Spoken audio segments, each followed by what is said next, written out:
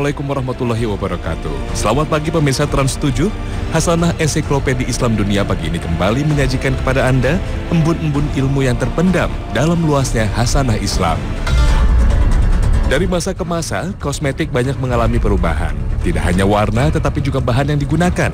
Saat ini yang menjadi tren di kalangan wanita adalah kosmetik yang tahan air. Berkembangnya produk kosmetik ini tidak terlepas salah satunya dari keinginan wanita yang ingin dandanannya tetap terjaga selepas wudhu dan sholat. Persoalannya adalah, bukankah dengan demikian air tidak menyentuh kulit sehingga wudhunya bisa dipertanyakan keabsahannya? Kalau ada orang menggunakan kosmetika yang kemudian dia anti air, sehingga tidak ada air yang bisa terkena pada kulit wajahnya. Mungkin maksudnya biar kalau berkeringat juga tidak keluar, tidak kelihatan keringatnya. Maka kosmetik yang model seperti ini memang kosmetik yang tidak bisa menyampaikan air kepada wajah. Padahal yang namanya wajah dalam konteks kita berwudu harus basah. Al-ghuslu, mencuci itu artinya adalah imrarul ma'i, menuangkan air lalu meratakannya, sehingga terjadilah yang namanya pencucian wajah itu sendiri. Maka kalau menggunakan kosmetik yang anti air, waterproof, ya mungkin foundationnya, mungkin bedak dan sebagainya, lantas kemudian wajahnya malah tidak kena air, tidak basah, maka syarat yang pertama atau rukun yang pertama dari wudhu ini malah belum terlaksana. Belum terjadi yang namanya mencuci wajah, ghuslul wajhi. Oleh karena itu para ulama sepakat mengatakan bahwa orang yang berwudu tetapi bedaknya masih tebal dan tidak bisa membasahi kulit wajahnya, maka wudunya belum sah. Oleh karena itu harus dibersihkan dulu sehingga tidak ada lapisan tertentu, entah itu bedak, entah itu foundation, entah itu apapun zat-zat yang sekiranya membuat air itu terhalang dari mengenai anggota tubuh kita, khususnya dalam hal ini wajah, tangan, kemudian sebagian kepala dan kaki, karena itulah yang merupakan anggota yang merupakan rukun dalam wudhu yang harus basah. Kalau tidak basah, kalau tidak kena air, maka wudhunya belum dikatakan wudhu yang sah. Yang jadi kendala dalam konteks ini adalah memang biasanya ketika orang harus menghadiri suatu acara yang penting, entah itu resepsi perkawinan dan yang lain-lainnya, sudah menggunakan kosmetik ini sejak berjam-jam sebelumnya, lalu masuk waktu sholat yang waktunya sangat sedikit, dia harus sholat saat itu. Nah, banyak yang kemudian berpikir bahwa ini adalah darurat, sehingga kedaruratan inilah yang menyebabkan dia malah tidak sholat, atau sholatnya nanti dijama, atau istilahnya dia diqadha dan sebagainya. Sebenarnya kedaruratan itu ada dalam syariat Islam. Tapi kalau alasannya hanya sekedar resepsi pernikahan yang harus pakai make up yang tebal dan sebagainya, sesungguhnya itulah bukan darurat yang sebagaimana kita fahami dalam istilah syariah. Ad-daruratu tubihul mahdzurat, ya. Tetapi ad-daruratu tuqaddar biqadriha. Kedaruratan itu harus diukur dengan kadarnya. Dan kita sepakat bahwa resepsi pernikahan itu tidaklah sebuah darurat yang membuat kita boleh tidak sholat. Lalu bagaimana solusinya? Sederhana saja. Sebelum kita pakai make up, maka berwuduklah terlebih dahulu. Dan dalam kondisi orang sudah berwuduk, dia sudah suci dari hadas kecil, termasuk juga hadas besarnya, maka ketika datang waktu sholat, dia bisa sholat tanpa harus berwuduk lagi. Yang penting wuduknya jangan sampai batal. Upayakan agar wuduknya tidak batal. Dan dalam kondisi wuduk yang masih terjaga, silahkan saja kerjakan sholat tanpa harus berwuduk lagi. Jangan sampai hanya gara-gara urusan make up tebal yang takut untuk dicuci wajahnya, lantas kita meninggalkan sholat. Fawailul lil musallin, celakalah orang yang sholat, alladzina hum an salatihim sahun, yaitu orang yang lalai dari mengerjakan sholatnya hanya gara-gara takut make upnya rusak, lalu dia meninggalkan sholat dengan alasan darurat. Itulah darurat yang tidak bisa diterima. Pemirsa Hasanah, masih terkait dengan penampilan seorang wanita. Selain make up, yang berkembang saat ini adalah fashion. Beragam bentuk dan warna tersedia saat ini, tak terkecuali untuk bagian bawah pakaian. Ada rok atau baju gamis yang mempunyai panjang sampai menyentuh ke tanah. Mengingat ada hadis yang menyatakan bahwa turunkan satu hasta. Lalu sebenarnya manakah yang menjadi batasan untuk bagian bawah pakaian?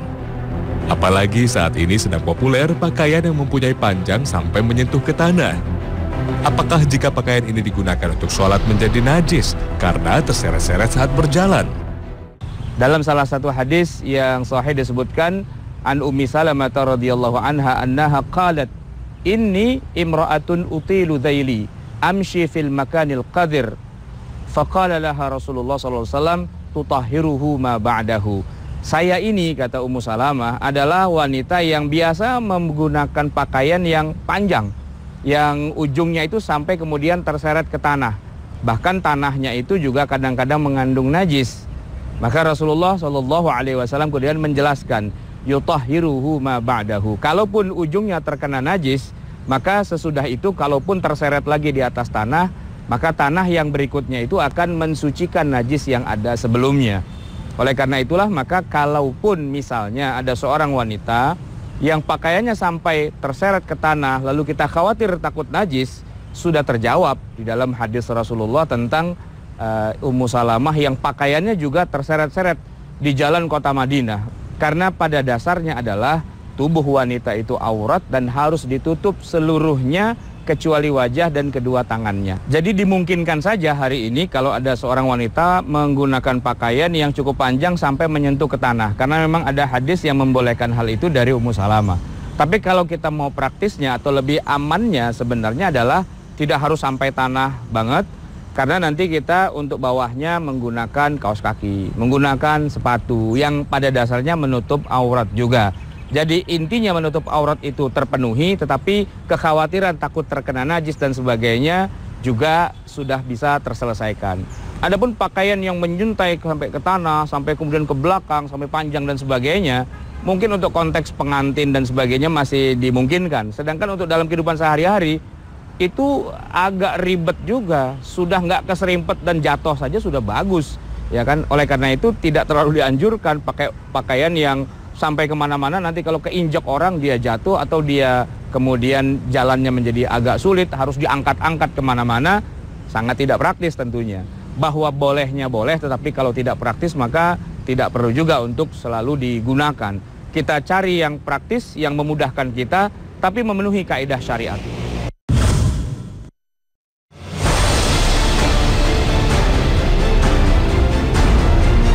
Pemirsa Hasanah, posisi sholat berjamaah bagi wanita berada di bagian belakang.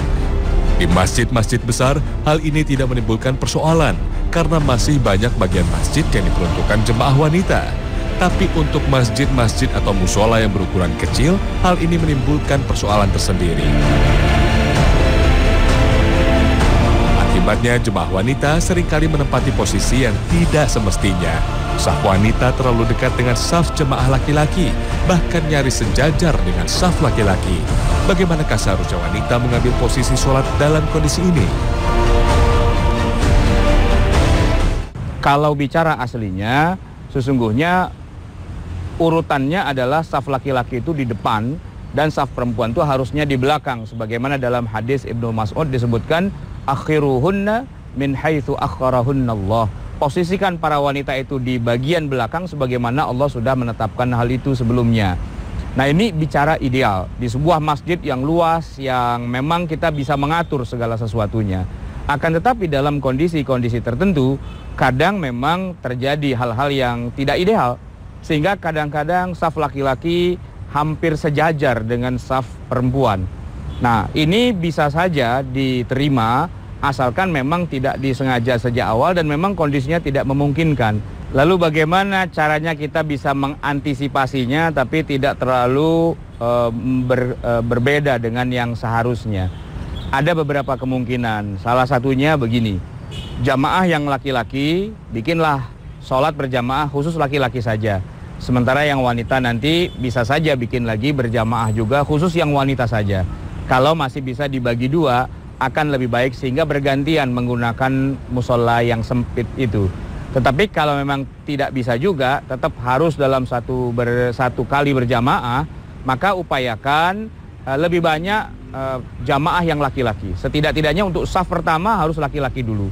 Baru nanti untuk saf yang kedua, ketiga, dan selebihnya ada dibolehkan kemungkinan jadi semacam sejajar sama gitu ya. Yang penting paling depan itu harus laki-laki. Saf depan penuhi dulu laki-laki, saf yang kedua dan yang berikutnya bisa saja kemudian sejajar antara laki-laki dan perempuan. Sebagaimana yang kita lihat di masjid-masjid yang besar seperti Masjid Nabawi atau Masjidil Haram di Mekah dan masjid-masjid yang lainnya, bahwa saf perempuan di belakang itu kadang-kadang sejajar juga dengan saf laki-laki. Minimal ada jarak, sehingga tidak bersentuhan antara jamaah laki-laki dan jamaah perempuan. Karena persentuhan ini tidak dibenarkan. Setidaknya ada jeda, ada katakanlah kosong sedikit untuk membedakan ini saf laki-laki dan ini saf perempuan dalam kondisi yang memang sudah sangat-sangat darurat. Sebenarnya yang lebih baik sholat berjamaah itu sekali saja dengan jumlah jamaah yang banyak, sehingga kalaupun musola ini sudah tidak bisa menampung lagi, dimungkinkan untuk meluber keluar. Nah, meluber keluar ini mungkin ke tempat kerja atau ke tempat-tempat yang lain. Kalau memang masih dimungkinkan silahkan saja. Yang penting tidak di luar gedung. Jadi boleh satu makmum berada agak jauh dengan jamaahnya, dengan imamnya, dan dia tetap masih berniat untuk bermakmum kepada sholat jamaah itu walaupun ada jarak tertentu, karena memang sudah tidak muat lagi dia harus keluar. Sebagaimana kita saksikan di masjid-masjid yang besar, jamaah yang sudah tidak tertampung itu kemudian meluber keluar bahkan sampai ke halaman, sampai ke jalanan, sampai ke tempat mana-mana, asalkan safnya masih tersambung tidak jadi masalah.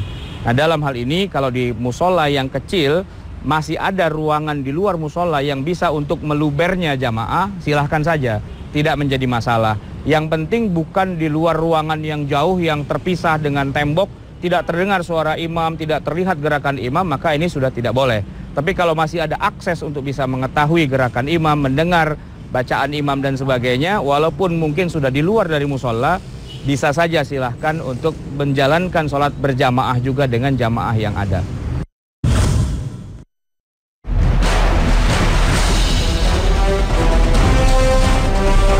Pemirsa sana, masih masalah sholat. Seperti yang diketahui, sholat di awal waktu sangat dianjurkan. Tetapi terkadang ada saja yang membuat kita sholat tidak pada waktunya. Seperti saat bekerja, kuliah, rapat, dan berkendara. Lalu mana yang harus didahulukan? Menyelesaikan dulu urusan dan pekerjaan atau menghentikannya untuk melakukan sholat?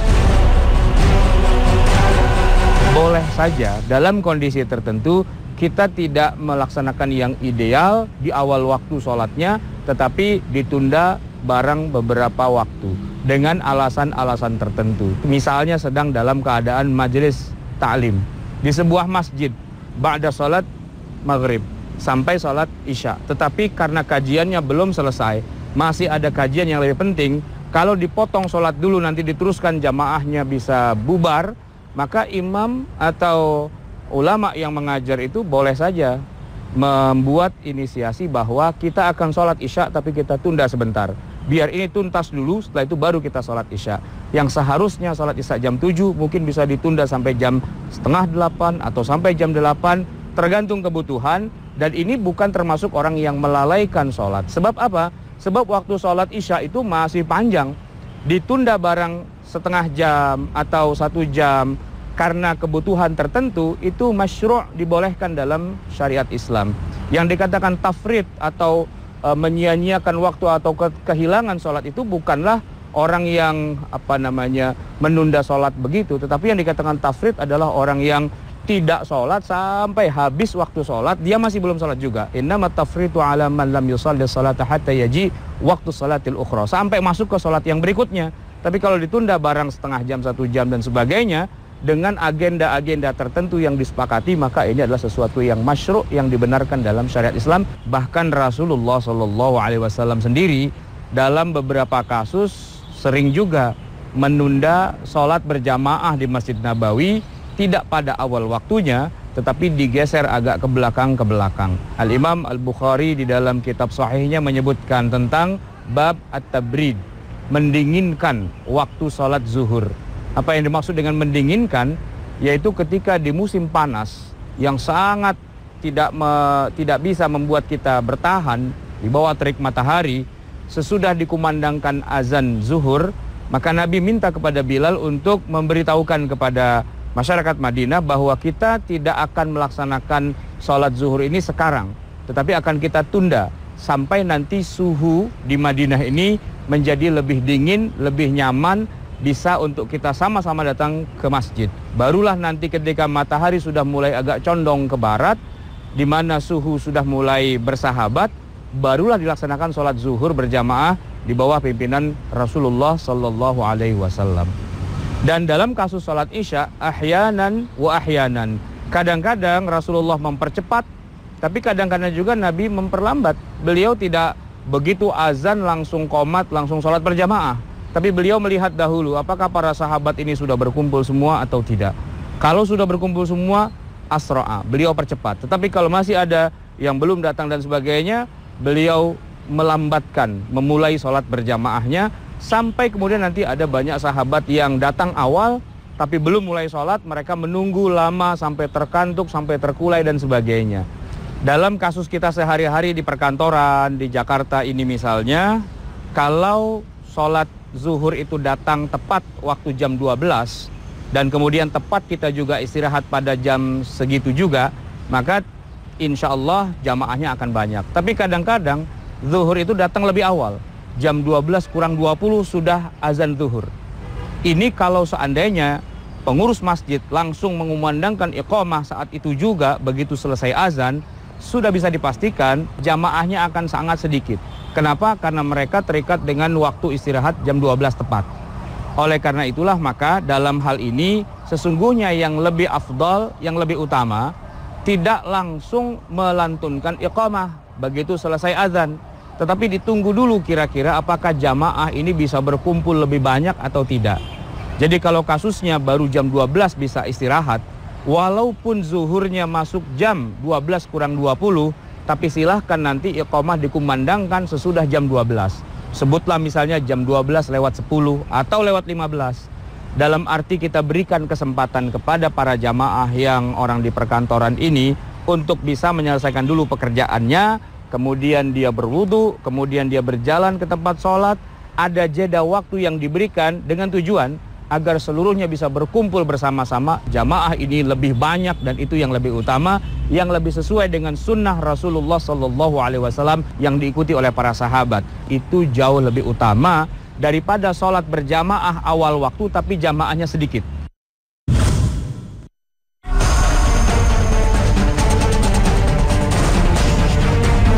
Pemirsa Hasanah, ada yang bilang orang yang meminum minuman keras atau khamar, maka ibadahnya tidak akan diterima selama 40 hari 40 malam. Karena hal ini memunculkan keengganan orang melakukan sholat, khususnya orang yang biasa meminum minuman keras, karena beranggapan percuma saja beribadah jika ibadahnya tidak diterima. Man syaribal khamra lam tuqbal lahu salatun arba'ina lailatan. Orang yang minum khamar, maka tidak akan diterima baginya sholatnya arba'ina lailah, sebanyak 40 malam. Fa'in taba, taballahu alaihi. Tapi kalau dia bertobat, ya Allah akan berikan pengampunan. Nah, hadis ini memang kadang-kadang suka difahami secara kurang tepat. Saya minum khamar, berarti kalaupun saya sholat tidak akan diterima. Kalau tidak diterima, ya buat apa saya sholat? Jadi tidak usah sholat saja. Nah, ini logika yang keliru, logika yang ngawur, keblinger, tidak sesuai. Bukan begitu maksudnya. Karena tidak diterimanya sholat selama 40 malam itu bukan berarti sholatnya tidak wajib, bukan berarti sholatnya tidak sah. Tetap wajib, tetap sah, hanya saja pahalanya yang akan kehilangan, tidak diterima oleh Allah. Itu maksudnya Allah tidak akan memberikan pahala. Tapi kan sholat bukan hanya masalah pahala.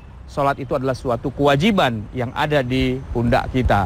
Dan kewajiban ini tidak gugur gara-gara kita minum khamar. Tetap akan ditanya, tetap akan dimintai pertanggungjawaban nanti di akhirat. Mana sholat yang sudah diwajibkan itu kok tidak dikerjakan? Alasannya, saya minum khamar. Lalu karena tahu ada hadis tidak akan diterima, ya saya malah tidak sholat sekalian. Itu malah tambah besar azabnya. Jika sholatnya seorang peminum khamar tidak diterima oleh Allah Subhanahu wa Ta'ala, lantas apakah kewajiban dia sebagai muslim untuk mengerjakan sholat menjadi gugur selama 40 hari tersebut? Pemirsa, jangan kemana-mana. Tanya Hasanah akan kembali sesaat lagi. Al-Imam Nawawi rahimahullah dalam kitabnya Al-Majmu' menjelaskan, wa amma adamu qabuli salatihi fa ma'nahu annahu la thawaba lahu fiha. Jadi kata beliau, tidak diterimanya salat seorang yang minum khamar itu artinya apa? Annahu la thawaba lahu fiha, tidak dapat pahala dari salatnya. Wa in kanat mujzi'ah fi suqutil fardhi anhu, tetap itu salat yang dia kerjakan harus dikerjakan dan sudah menggugurkan kewajibannya.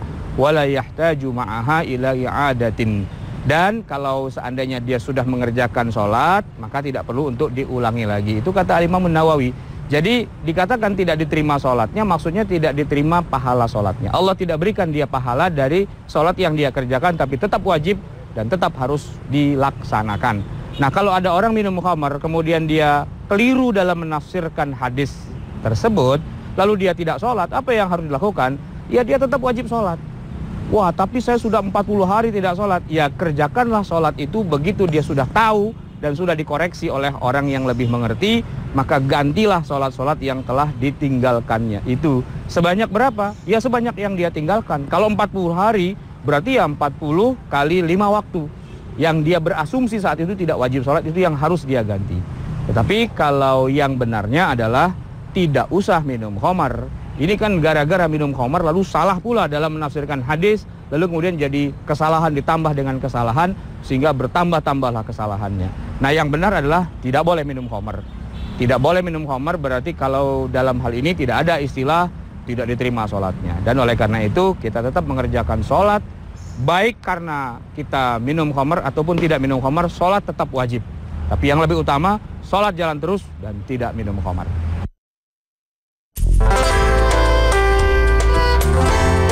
Pemirsa Hasanah, semoga sajian Tanya Hasanah pagi ini dapat memberikan pencerahan dan pengetahuan bagi Anda. Nantikan Tanya Hasanah di episode selanjutnya.